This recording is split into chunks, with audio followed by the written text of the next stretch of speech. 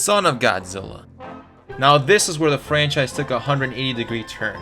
The 1960s were certainly a strange age for the King of the Monster. He started off brawling off King Kong, a divine moth, an alien three-headed dragon, a giant shrimp, and now his biggest opponent yet was Parenthood. It was released in 1967, directed by Jun Fukuda, with Saramasa Arikawa officially in charge of special effects, and Shinichi Sekizawa as the screenwriter, marking his 6th Godzilla film to work on. Kazuo Shiba, the first female screenwriter in the franchise, also joins in.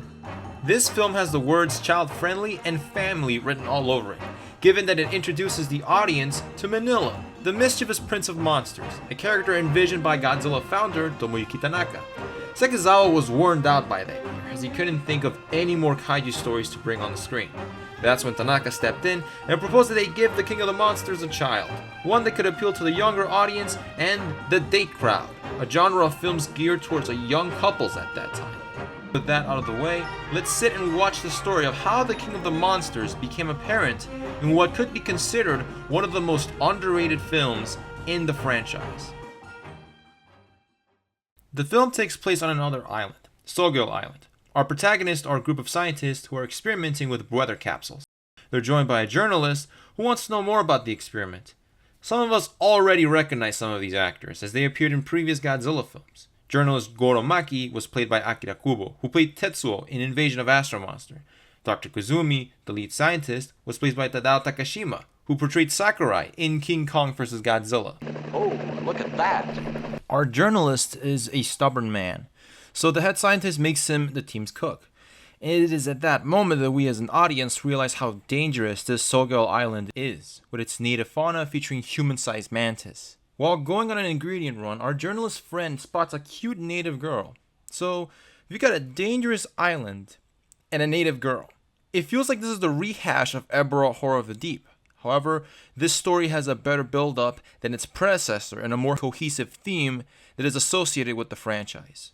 The latest weather experiment creates a radioactive storm, accompanied by a massive heat wave that spreads across the entire island. Its radiation levels spike and its fauna evolves into something dangerous, with our human-sized mantis supersizing into kaiju. Dubbed Kamacuras, these insect kaiju aren't that unique. Their claws are different though, with one claw larger in the shape of a sickle, while the other short and sharp like a spear. Like Mothra, these kaijus were brought to life through puppetry, and the roar is just a sharper version of Ebora. Gore and the professor spot the Kamacuras roaming around and preying on a mountain, revealing an egg. They try to crack it, and all of a sudden, it's a giant toad.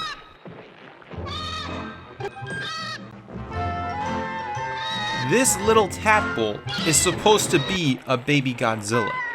His appearance makes it more reminiscent of Kermit the Frog than Godzilla though. I never get to play the bad guy. The Kamacuras proceed to beat the crap out of this poor defenseless baby. That's when all of a sudden, Godzilla comes to shore, just in time to rescue the baby. Godzilla defeats 2 of the mantises, body slamming them and burning them into pieces. With that done, he simply walks off and leaves the little guy alone, after he knocked him over. That's when we need our jungle girl again, this time feeding the little baby. Godzilla eventually has a change of heart and lets him ride on his tail, as he heads somewhere safe. As I stated at the beginning, Godzilla's son is named Manila, a combination of the words mini and Godzilla. Therefore, he's a mini Godzilla. His name actually came from a naming campaign that Toho launched, with 8,211 applicants and only 135 who made it to the final round, claiming that the child should be named Manila. He even got a naming ceremony before the film's release. Eventually, the baby kaiju evolves from resembling a toad to a pudgy, fun-sized Godzilla with a slim, greenish-gray skin. His look hasn't aged well, and it's probably why the fan base bashes the character. That and his childish attitude. But let's be honest. If Manila's supposed to look like the Pillsbury Doughboy, then his dad looks more like the Cookie Monster. Godzilla's design has never been more humanoid than it was in this particular film. He has a longer neck and wider eyes. This is also the first Godzilla film where Haruo Nakajima was not the primary suit actor for Godzilla. It's no surprise that Toho hired more than one stuntman to portray the King of the Monsters. Instead, Godzilla is played by the taller Hiroshi Sekida, whose height makes Godzilla seem much taller than Manila.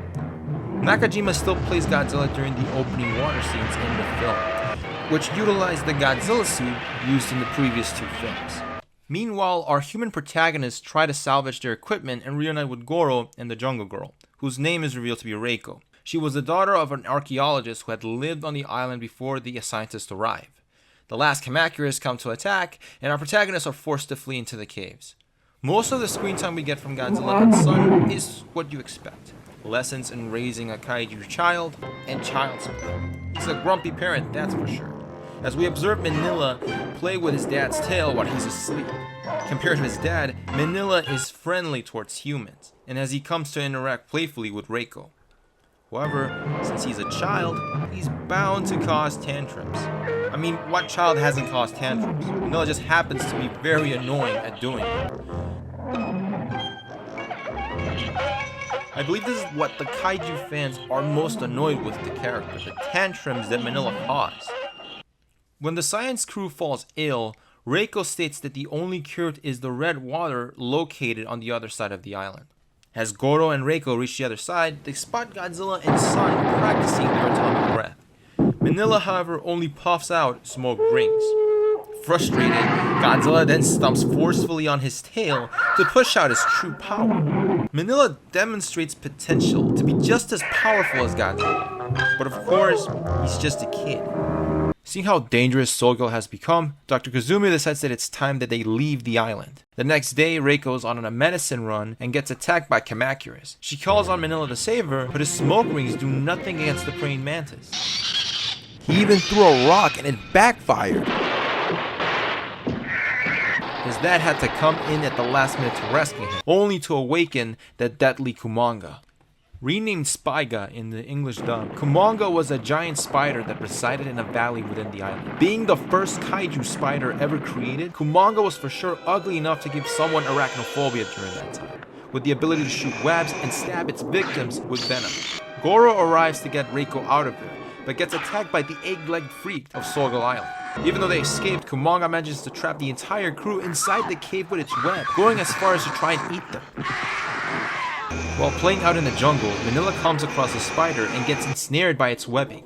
He even manages to trap and kill the last remaining Kamacuras. The scuffle between the kaiju causes our protagonist to launch one more weather experiment, this time with the intention to create a snowstorm that will eventually engulf the entire island. When all hope seems lost, the Father of the Year comes to the rescue. He frees his son, and the duo decides to take down Kumonga together. Manila eventually gets to fire his atomic breath properly. As Godzilla and Son defeat the egg-like freak, the snowstorm spreads all over the island, while our human protagonists flee to safety. This then leads us, the audience, to witness the most crucial and powerful scene of the film. The heavy snow causes Manila to fall multiple times, all while his father keeps on walking. But once he looked back, Godzilla then huddled around his child, hugging him. Father and son embrace one another as the snow sends them into hibernation, all while our human cast observes them from afar.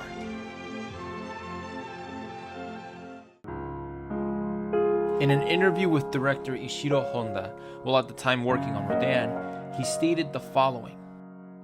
Monsters are tragic beings. They're not bad willingly.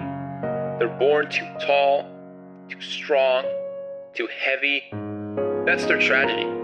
They don't attack mankind voluntarily, but because of their physical dimensions, they cause danger and grief. Therefore, man defends himself against them. After several stories of this type, the public finds sympathy for the monsters. Kaiju like Godzilla were never intended to be evil. They were meant to be tragic. Until this film, he was the only one of his kind. But now, he has a child. A son who is different from him, yet cares for and looks up to him. The struggle is that it's a new territory for him to walk on. He may have been rough on the little guy, but deep in his heart, he loves his child.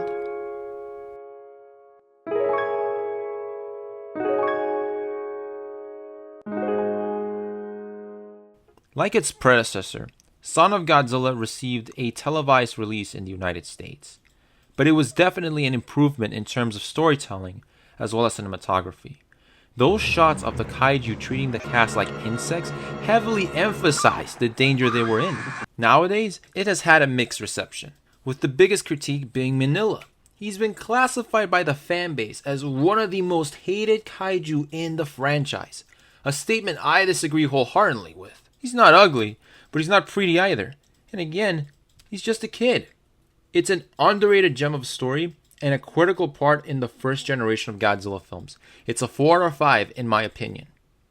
Well, see you in the next video as we cover the original ending of the first generation Godzilla in the Monster Mash epic of the decade.